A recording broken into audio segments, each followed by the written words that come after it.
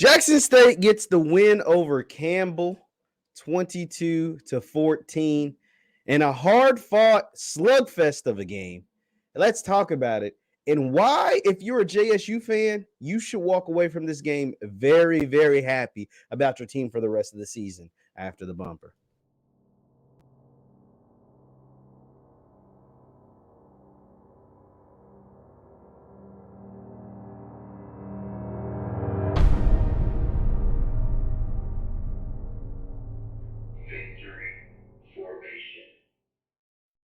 What is up, everybody? What is up, everybody? My name is JeffLightsyJr. here with the Black Boss channel and Victory Formation. Thank you guys for tuning in. Be sure to hit that thumbs up button, like, share, subscribe, and the notification bell because we just about upload all the time. Hit that thumbs up button on your way in because Jackson State got the 22-14 victory over Campbell.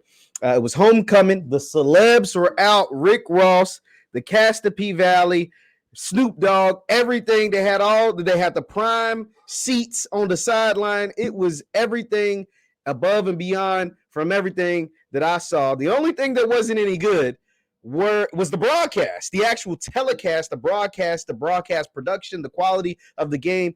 ESPN, they ought to be ashamed of themselves. If that's on JSU, you got to upgrade your cameras. I saw someone say that it looked like it was a VHS, a messed up VHS from the early 90s. It was horrible. But what wasn't horrible was the game on the field. JSU defense came and showed out. Now, Shedeur had his struggles. Savion Wilkerson came in and put the ball game away with the last touchdown. Defense gave up a little, chummy touchdown at the end. But shout out to Campbell. This game lived up to the hype. This game was everything it was supposed to be. It was smash mouth, hard-nosed football.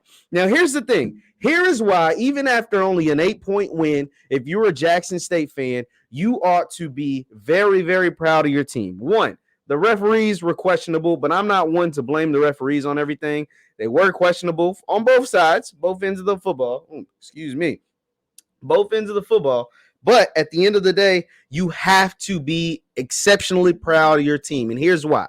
Your Heisman candidate, Shedeur, probably had the worst game of his career. Maybe the second worst game. Definitely the worst game of this season. He had the worst game of the season, and you still pretty much controlled the game after the first quarter.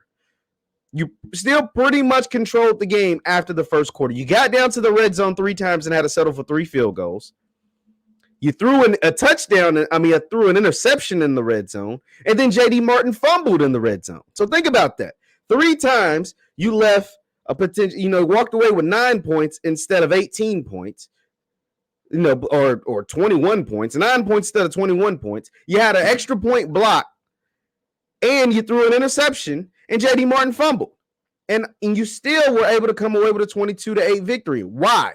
Because the play of the defense. Also, be sure to follow the stream, follow my site over there on Facebook, Jeff Lightsy Sports on Facebook. But the play of the defense, here's the thing about college football that we know. If you watch college football in any capacity, FBS level, FCS level, your offense is going to have a day like this. Shedeur and the offense didn't have their best day. They couldn't run the ball for the majority of the game until Savion finally got going in the fourth quarter. And so you're going to have a slugfest sometimes. But the beautiful thing about having a slugfest is that a lot of times the best defense wins. The best defense wins. And Jackson State has one of the best, if not the best defense in all of FCS. And they proved it once again. Not only do they have a great defense as far as the starters, the rotation is exceptionally well. Travis played for the first time this year, played a decent game. Nugget had a good game. Tavion Beasley, the freshman out of California, St. John Bosco, friend of the show, been on the platform, had a good game. Shiloh didn't play till like the fourth quarter, came in and was lowering the boom. And if it wasn't for the elusiveness of Haj Malik Williams, shout out to Haj Malik Williams, they would have had about 10 sacks. Haj Malik Williams was just making folks miss in a phone booth. The dude's elusive. And you might not find a guy that elusive the rest of the way. Bashawn McCray for Southern has some of that same ability, but I don't know if he has it to that capacity. If you go to the Celebration Bowl and you play a team like a South Carolina State who got a big-time win over North Carolina Central, Maybe Corey Fields has some of that elusibility, but not to that level. Malik Williams is a good player. He's not the perfect passer. And if Campbell, and it's a different story, but if Campbell wants to take their game to the next level, their defense is really, really stout. They're going to have to get that next level quarterback. They're going to have to get a quarterback that can beat you from the pocket. They're going to have to get a guy like a Shedeur Sanders. But that defense from JSU showed up and showed out. This is a Campbell team that they didn't run around North Carolina Central. They ran through North Carolina Central, beat them 48-18, beat them by 30 points. Now, some of you, if you're a hater, you'll say, well, North Carolina Central lost to South Carolina State. South Carolina State's having a down year. If you're a hater, you'll say that. But that North Carolina Central team isn't bad. They did get upset by South Carolina State. But South Carolina State are the reigning HBCU national champions. South Carolina State is a program that's sent plenty of guys to the NFL. South Carolina State controls their own destiny and could very well see you in the Celebration Bowl this year. South Carolina State is no slouch. South Carolina State is no chump. South Carolina State, the MEAC still goes through Orangeburg, as they proved today. And so coming into this game, a lot of folks thought that Campbell, with their massive offensive line, the 75 on Campbell was 6'6" or 6'8", 380, massive man, was going to be able to manhandle JSU. Campbell, with their four-headed monster, the three running backs and the quarterback, Malik, was going to be able to run through JSU, just like they did North Carolina Central. And Campbell, with their up-tempo offense, was going to wear down JSU. None of that was true. Aubrey Miller was the star of the game. Although he missed a couple of sacks because Hodge is just that elusive, when the plays needed to be made behind the backfield, when the booms needed to be made behind the backfield, when a spark play and to get the crowd in the 50, 55, 60,000, however many was in the vet today, needed to get up on their feet, Aubrey made the play. He was my MVP. Aubrey Miller was the MVP of the game because anytime JSU needed to play, he made the play. And the thing about defenses in college football, they travel. Your offense is going to have a day like this. You don't hope to have too many days like this. And with Shedeur as the quarterback, you're not going to have too many days like this. But sometimes you go against a worthy foe like a Campbell. You just need to make the plays when they need to be made. And in the end, some folks will blame the play call on whatever. In the end, the defense stood the test of time, showed up and showed out, and the offense, when they needed to make a play, made a play at the end of the game. Savion Wilkerson took it in to put the final nail in the coffin and win the game for him. And then the onside recovery by DJ Stevens to kind of wrap this whole thing up. So if you're a JSU fan, you should walk away from this game ecstatic, because folks tried to say your defense was only doing that against teams that couldn't put points on the board. What did I say the keys to the game were? I say if JSU got a lead, that I believed before the game, now they had to go out and prove it, but I believed before the game that their defense would stand the test of time and their defense will be able to stop the run, and Malik Williams couldn't beat him from the pocket. That's what I said before the game. And what happened? Malik Williams made a Superman play to score that first touchdown. I mean, he just made a miraculous play, made about 4 dudes miss, and got into the end zone. JSU finally took the lead, and then the defense just lights out. They gave up a touchdown in the first quarter. They didn't give another point until under a minute left in the game. Think about that. JSU gave up a touchdown in the first quarter. Campbell didn't score again until 30 seconds left in the game. I think it was 26 seconds to be exact. That is called stout defense. Bravo to Aubrey Miller. Bravo to the guys on the defensive side for Jackson State. And bravo to defense coordinator Dennis Thurman.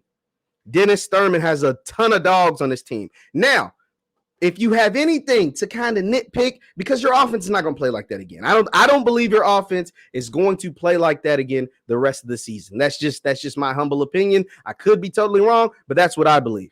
If there's anything, if you're a fan and you want to be objective and kind of nitpick, you want to nitpick anything, what I will say with the elusiveness of the quarterbacks, you want a guy that's a closer. And what I mean by a closer, that means get those sacks and close the game. Jackson State could have had 10 sacks in this game. But there were a couple of times where Hodge may be the most elusive quarterback you play all season. But there were a couple of times where Hodge made Niles Gaddy miss, made Aubrey Miller miss, made some of these guys miss when you would have liked to see him get on the ground. when you would have liked to see him be sacked, when you would have liked to see what Hodge would turn into like a 3-yard run be an 8-yard loss or a 9-yard loss. That's where James Houston came in. See, James Houston didn't miss sacks last year. And I thought Niles Gaddy, after that first game where he had like 4 sacks and 4.5 sacks through 2 games, I thought Niles Gaddy had taken that step into being that closer.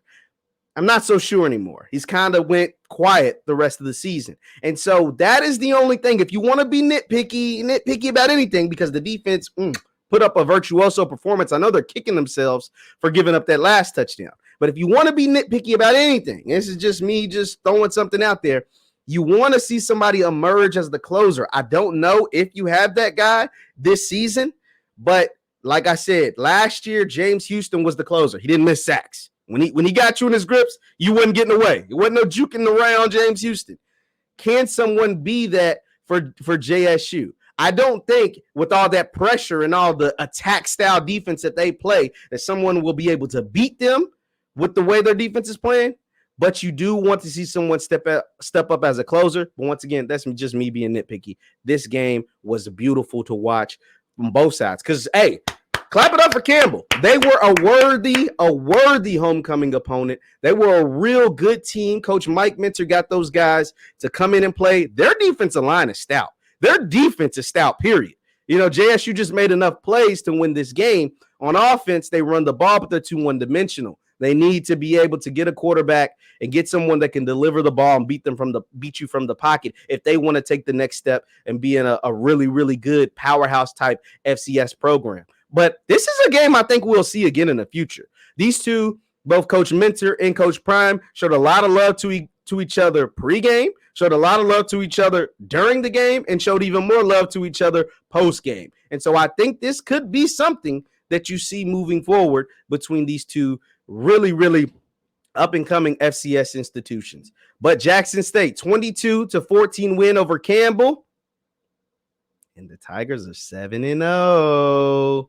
Do I smell an undefeated season? Next week, Southern comes into the Vet looking to upset JSU and to put a wet blanket on a blazing hot fire to try to end that undefeated streak on the year. Let me know your thoughts in the comments down below. Once again, my name is Jeff Lightsy Jr. This is Victory Formation. Thank you guys for tuning in, and you can follow me at JLightsy7 on Twitter, Instagram, and TikTok, at JLightsy7 on Twitter, Instagram, and TikTok. Also, I'm on Facebook. Shout out to the Facebook gang. The Facebook gang shows a whole lot of love. They hit that like button, they share the broadcast, and they do all the good stuff. But if you want to see me on Facebook, it's Jeff Lightsy Sports. That is Jeff Lightsy Sports on Facebook. Thank you guys for tuning in. I can't wait to the next live call-in show this week. I just had to do this in a hurry-up manner because I got somewhere to be. But thank you guys. Hit the like before you head out, and I will see you next time. Peace.